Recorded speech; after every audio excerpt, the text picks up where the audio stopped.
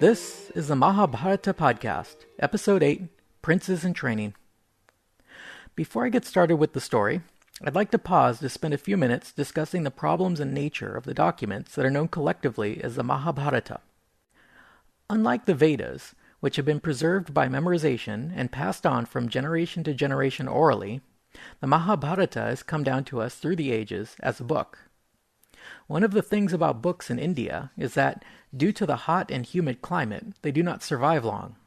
Thus, the very oldest existing manuscripts of the Mahabharata only go back to the 16th century. Many of the important versions are indeed much newer. Another important aspect of ancient Indian books is that they were written on loose sheets or leaves and then bound using string or metal hoops.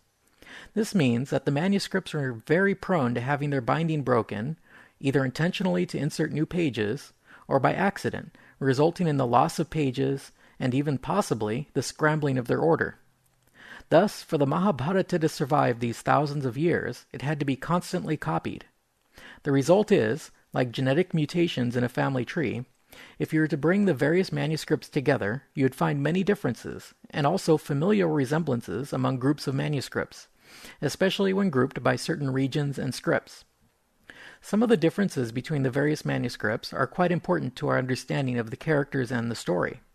Thus, when I have said, the book does not explain what authority Santanu had to grant this boon to Bhima, I can't be completely sure that I'm right about this. There might be a version out there that spells this out perfectly, but then that explanation might be spurious. The same goes for the repetition and discrepancies. It is very unclear how these got into the story. Were they written in from the beginning, or did they creep in over time? To truly speak authoritatively about what is and is not in the Mahabharata, I would need to be familiar with many, many different versions of the story. Fortunately for us, much of this work has been done already. A massive project was completed in the last century that brought all of the ancient manuscripts together and compared them side by side. This team of scholars identified families of manuscripts, compared the points of differentiation, and then combined it to create a critical edition of the Mahabharata. A second project was then started at the University of Chicago in the 1960s to translate this official edition into English. It is this English translation by J.A.B. van Buitenen that I am mostly depending on for my research. Therefore, I can at least speak with authority about this critical edition of the Mahabharata, at least for now. The problem is, van Buitenen died in the 1980s, leaving his translation unfinished. Thus, I only have this as a resource up to about the first third of the book. After that, I'm on my own. Once I am set adrift without this translation, I will only have a much older translation to depend on, one which was based on only a single version from North India and translated by Kesari Mohan Ganguly during the Victorian era. For instance, some of you may be wondering why I never mentioned the backstory about Vyasa sitting with Ganesha as his scribe composing the Mahabharata. Well, the reason is, it isn't in the critical edition. I do promise that I will cross-reference the sticky points with Ganguly's edition just to be sure I'm not missing anything obvious. But I must confess that the language is difficult enough, and having to translate from Victorian English will be a challenge in itself. At least we're moving through the story much faster than the translators, so there's no danger of me dying of old age before I finish. Perhaps in future episodes, I'll review some of the other interpretations of the Mahabharata in Western, Indian, and Indonesian culture, but for now, let's get back to the story. We left off with the birth of the good guys, the 5 sons of Pandu called the Pandavas, and the bad guys, who were the 100 sons of blind King Duryodhana, called the Kauravas. Before they were born, Pandu had resigned the kingship, leaving the crown to his older brother, who had originally been disqualified due to his blindness. To complicate things further, Duryodhana's wife conceived her son first, but was pregnant for 2 years, so Pandu's eldest son, Yudhishthira, was born first, even though he was conceived later. To make matters even worse, Pandu died while his 5 sons were very young, leaving them orphans in the care of their uncle, the king. Clearly, this was all a perfect recipe for disaster when it came to recognizing the legitimate heir to the throne. The eldest Pandava, Yudhishthira, was unanimously considered the heir to the throne, recognized even by his uncle, King Duryodhana. But the Pandavas were orphans, and King Dhritarashtra had every reason to be resentful over the original decision to bypass him for the throne and having to wait for his younger brother to give it up before he himself could become king. Clearly, it would take an incredibly upright and virtuous monarch to swallow his resentments, put aside the interests of his own children, and hand over the crown to a helpless orphan. It would remain to be seen whether Dhritarashtra was up for the challenge, but I bet you can guess. Following the funeral ceremonies for the dead Pandu, Vyasa visited with Satyavati and warned her that there could only be a bad outcome for this situation. Satyavati thought on this and then decided to leave for the forest as an ascetic. She took with her her two daughter-in-laws, Ambika and Ambalika. We only hear that they lived an austere life of renunciation until eventually passing on to the next world. As for the children, all the princes, Pandavas and Kauravas, lived together, studied together, and played together. Yudhishthira's second brother, Bhima, was already an incredibly strong child. Remember that Bhima was precisely the same age as his cousin Duryodhana, and so he played with the 100 cousins as an equal. He was, however, vastly stronger than all the other boys, and he bullied them relentlessly. He would knock their heads together, grab 10 of them at once and hold them under water until they nearly drowned, and drag them by the feet through the dust. We are reminded that Bhima did these things not out of malice, but because he was just being a kid. Duryodhana, however, was not without malice, and he greatly resented Bhima's superiority at sports and his bullying at play. He began to scheme up ways he could disable Bhima, thinking that if he could only get Bhima out of the way, that he could easily overpower the remaining Pandava brothers. Duryodhana tried various methods of disabling Bhima. For instance, he tied him up and threw him into the river to drown, but Bhima was able to easily break his bonds and walk out. Duryodhana then set cobras on Bhima, and he was bitten repeatedly in his sleep. But he was so tough that the serpent's teeth could not pierce his skin. Bhima then killed all the cobras with his fists. Finally, Duryodhana, with the advice of his uncle Shakuni, who was Gandhari's brother, got hold of some poison and poisoned Bhima's food. Again, Bhima was so robust that the poison did not affect him. The Pandavas were aware of these attempts against them by their cousin, and so was their uncle Vidur. But none of them felt secure enough to make an open confrontation with Duryodhana, his father the king, and Duryodhana's uncle Shakuni, who was the king of Gandhara. And so, the orphan Pandavas simply tolerated these attacks. The attempt at poisoning could not be considered just a childish antic. It had taken a good deal of organization and had the feel of an international conspiracy. Thus, the king decided that it was time these boys were placed under the discipline of a guru. 2 gurus were in fact found for these boys, both of whom were Brahmins, and both had oddly similar origins. The first teacher, named Kripa or Kripacharya, had been found as an orphan in the forest by Santanu. Later, he was to discover that his father was a powerful Brahmin named Gautam. Gautam had pursued the art of weapons to such an extent that the gods were made nervous.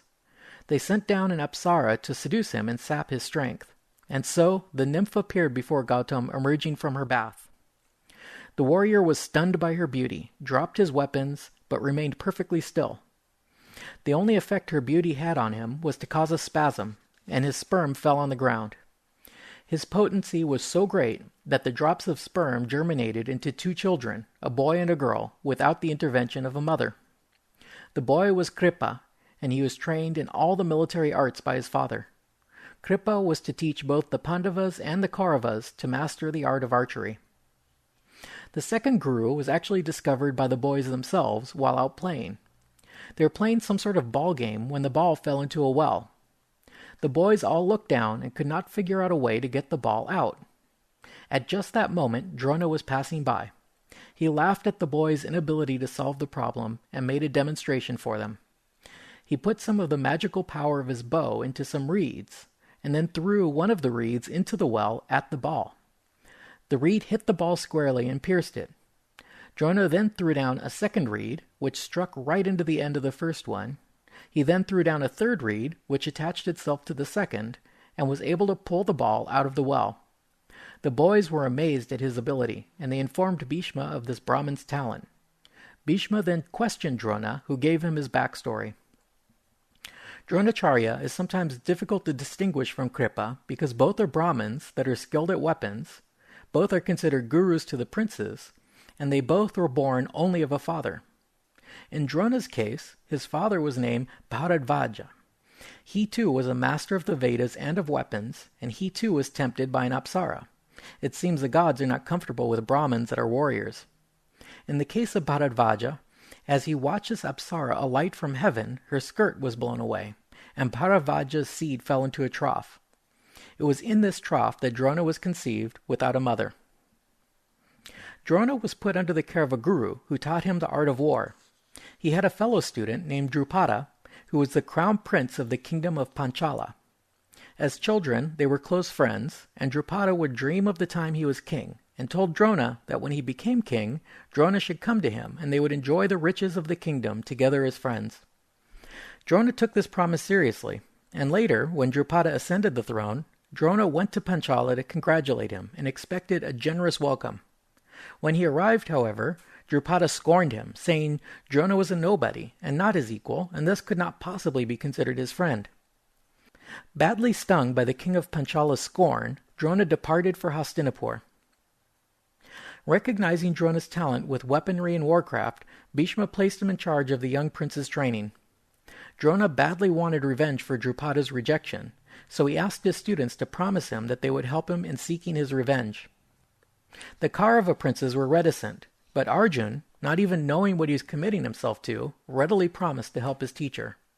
This was the beginning of Arjuna's close relationship with his teacher. This story about Drona's feud with the king of Panchala and his occupation as the Kuru's teacher could be interpreted in a different way. It is interesting that the kingdom of Panchala was the Kuru's direct neighbor downstream of the Ganges. When we look back at the genealogies, we hear that Panchala once defeated the Bharata dynasty and drove them off their lands. Remember, it was King Kuru who recovered the kingdom for the Bharata dynasty from the Panchala king. In addition, we don't see any attempts at creating alliances by marriage between the Kurus and the Panchalas. Finally, when we look at Pandu's list of conquests east of Hastinapur, Panchala is definitely not on the list. So, Panchala is neither an ally nor a client, but they are a close neighbor. I think it gives us reason to believe that Panchala was a serious rival to the Kurus in international politics. Therefore, when a skilled warrior, Drona, with a grudge against the king of Panchala, showed up at their doorstep, the Kurus were quick to offer him hospitality.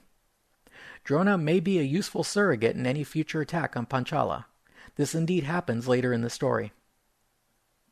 The story of the prince's training under Dronacharya is made up of a few short vignettes.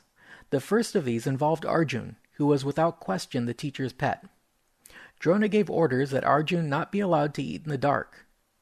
Then, one evening, while eating, Arjun's candle blew out. Arjun suddenly realized that even though he could not see his hand, nor his mouth, he could still find the food and bring it to his mouth. He had an epiphany. He went out in the dark and began target practice. He realized that just as your hand can find your mouth in the dark, the same principle could be applied to any target. Thus, Arjuna was able to hit any target, even in the dark or with his eyes closed.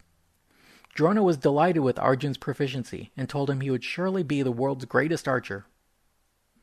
The second vignette involved a son of the chief of the Nishadas. The Nishada boy, named Eklavya, came to Drona to study archery. The Nishadas must have been a sort of barbarian tribe because Drona refused to train the boy. Eklavya withdrew into the forest and there made a clay statue that had the likeness of Drona. This he worshipped as his guru and spent all his time practicing at archery. His devotion to his guru was so great that he actually became a magnificent archer. Later, the Kuru princes went out hunting and the retainers brought a dog along. The dog drifted off and encountered Eklavya in the forest, practicing with his bow. Smelling the dirty Nishada, caked in mud and stinking, the dog started barking and barking at him. Eklavya responded with a fistful of arrows, which all flew into the dog's mouth and plugged it up. The dog went running back to the Pandavas, who were thoroughly impressed. They went looking for the archer who did this, and came across Eklavya the Nishada. Eklavya told them that he too was Drona's pupil. The Pandavas recalled how Drona had turned the boy down, and so they went to their teacher and reported what they saw. Arjun went to Drona when they were alone and reminded him, Remember when you said that I would be the best archer? How is it that you have another pupil, that Nishada, who excels me and everyone in archery?" Drona thought on this, and then took Arjun to find Eklavya in the forest. When they came across the boy, he was dressed in tatters and caked in mud and ceaselessly practicing with his bow. When Eklavya saw Drona, he immediately stopped, touched Drona's feet, and paid him due respects as a teacher. Drona said to him, "If I am your teacher, then you owe me my fee." Eklavya said, "What can I offer you? Just command me and I shall pay it." Drona answered, "Then my fee is your right thumb." Without hesitation, the boy took out a knife and cut off his thumb and offered it to his guru. Now, the Asian method for notching an arrow is to hold the bowstring with your thumb. So, without a thumb, the boy could only use his fingers, and this drastically slowed his ability to fire arrows quickly. After that, Arjun, that little kiss-up, was happy, content that no one would be a better archer than he. Out of all the Kuru princes, the 5 Pandavas were the best at weapons. Yudhishthira was the master of the chariot, Bhima was the greatest with the club or mace, and the twins Nakula and Sahadev were skilled at swordplay. The best of the Pandavas by far was Arjun, who excelled at all weapons. This left the Kaurava princes, led by Duryodhana, to stew in their jealousy. When all their studies were completed,